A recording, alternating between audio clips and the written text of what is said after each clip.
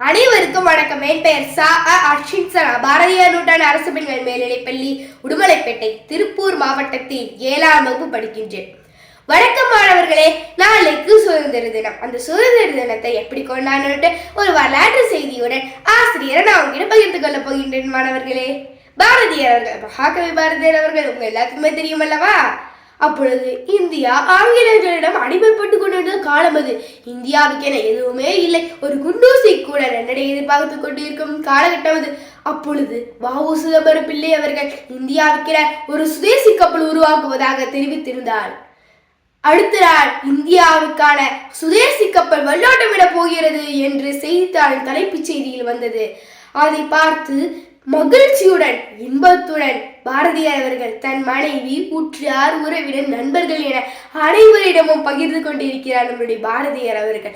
அப்பொழுது குழந்தைகள் காகித கப்பல் விட்டு கொண்டிருந்தார்கள். குழந்தைகளே, நீ காகித கப்பல் விட வேண்டாம், நம் இந்தியாவுக்கென சுதேசி கப்பல் நாளை வெள்ளோட்டம் விட போகிறது என்று மகிழ்ச்சியுடன் கூறினார் நம் பாரதியார் அவர்கள். நாளைக்கு இந்தியா சுதந்திரம் அடைய போகிறது என்பது போல இனிமேல் இந்தியா இதை மட்டும் செய்ய போறதில்லை, இனி என்னென்னலாம் செய்ய போகிறது என்று தன் மனதில் இன்பத்துடன் உயிர்த்த அனைத்தையும் ஒரு காகிதத்தை எடுத்து கவிதையாக எழுதுகிறார் பாரதியார் அவர்கள். அதுதான் வெள்ளிப்பனி மலையின் மீது உலாவுவோம், அடிமேலை கடல் முழுதும் கப்பல் விடுவோம், பள்ளித்தலம் அனைத்தும் கோயில் செய்குவோம், எங்கள் பாரத தேசம் என்று தோள் கொட்டுவோம், எங்கள் பாரத தேசம் என்று தோள் கொட்டுவோம், சிங்கள தீவினிக்கோர் பாலம் அமைப்போம், சேதுவை வேடுறுத்தி வீதி சமைப்போம், வங்கத்தில் ஓடி வரும் நீரின் மிகையால் மையத்து நாடுகளில் பயிர் செய்குவோம், வெட்டுக்கணிகள் செய்து தங்க முதலாம், வேறு பல பொருளும் குடைத்தெடுப்போம், 8 திசைகளிலும் சென்றிவை விற்றே என்னும் பொருள் அனைத்தும் கொண்டு வருவார், முத்து குளிப்பதொரு தெங்கடலிலே, மொய்து வணிகர் பல நாட்டினர் வந்தே,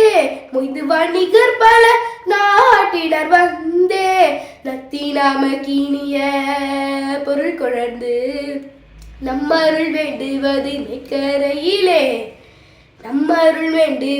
மேற்கரையிலே, சிந்து நதியின் மிசை நிலவினிலே, சேரண நாட்டிலம் பெண்களுடனே, சுந்தரத்தில் லிங்கினின் பாட்டிசைத்து தோணிகளோட்டி விளையாடி வருவோம், கங்கை நதி பூரத்து கோதுமை பண்டம் காவிரி வெற்றிலைக்கு மாறு கொடுப்போம், சிங்க மராட்டியர் தம் கவிதை கொண்டு சேரத்து தங்கங்கள் பரிசளிப்போம், காசி நகர் புலவர் பேசும் முறைதான் காஞ்சி கேட்பதுக்கோர் கருவி செய்வோம், ராசபுத்தானத்து வீரர் தமக்கு நல்லையர் கண்ணெடுத்து தங்கமளிப்போம், பட்டினிலாரையும் பஞ்சிருளையும் பண்ணி மலைகளென வீதி குவிப்போம்,